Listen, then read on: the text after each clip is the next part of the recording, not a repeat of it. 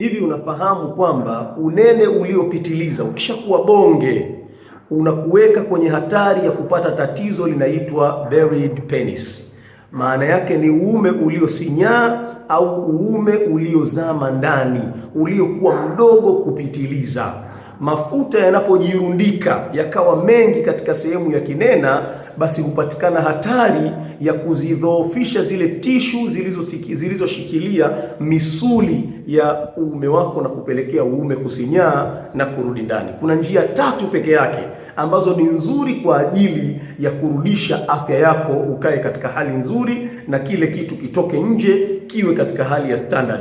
Njia ya kwanza ni kufanya mazoezi mara 4 mpaka mara 5 kwa wiki ndani ya dakika 30 mpaka dakika 25. Lakini njia ya pili ni kula mlo salama wenye afya. Usikithirishe mafuta, usikithirishe sukari.